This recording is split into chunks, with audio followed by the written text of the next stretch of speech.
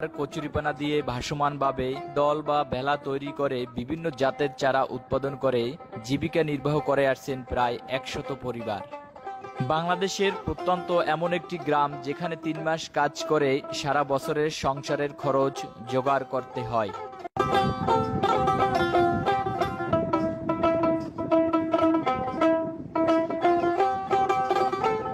পিরোজপুর জেলা নাজিরপুর থানার মুগারজোর গ্রামের বিখ্যাত ভাসমান বীজতলা ও সবজি চাষ ইতিমধ্যেই সকলের মন কেড়ে নিয়েছে। এই অঞ্চল নিম্নভূমি ও পানি প্লাবিত অঞ্চল হওয়ার কারণে বছরের ৪ থেকে ৫ মাস প্রায় পানির নিচেই থাকে চাষযোগ্য সকল জমি।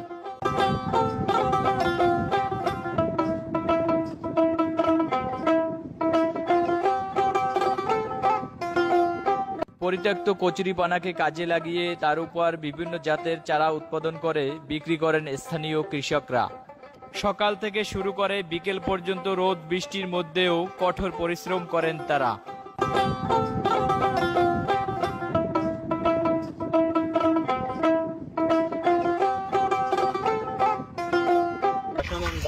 ভাসমান ডাব, জি, এটা কি দিয়ে তৈরি হয়?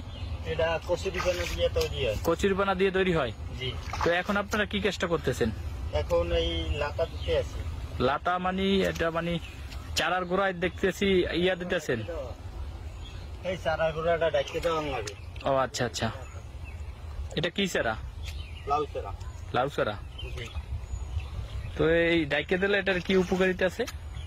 মনে করেন এই রৌদ্র যে ওঠে, জি, এই সময় দেখা যায় গোড়াটা শুকাই যাতে না যায় তার জন্য। ও এটা দিলে তারপর গোড়াটা শুকায় না, চারাটা শুকায় না? না। ও আচ্ছা আচ্ছা।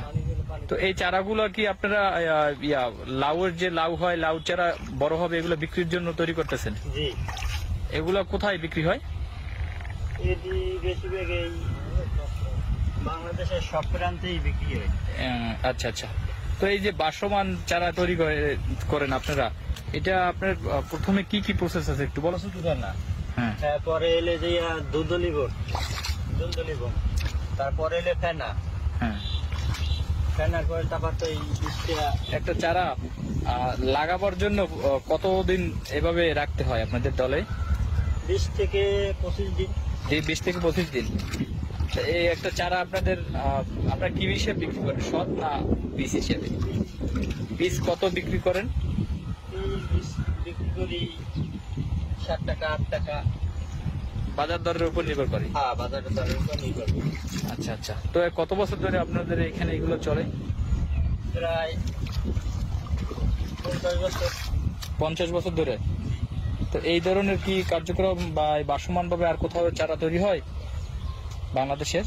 হয় সব এটাই কি এখানে কি বৃহত্তর আকার তৈরি করা হয় না এর চেয়ে আরো বৃহত্তর হয়? এইটাই বিরাট করে, মানে এখানে সবচেয়ে বৃহত্তর আকার তৈরি হয়।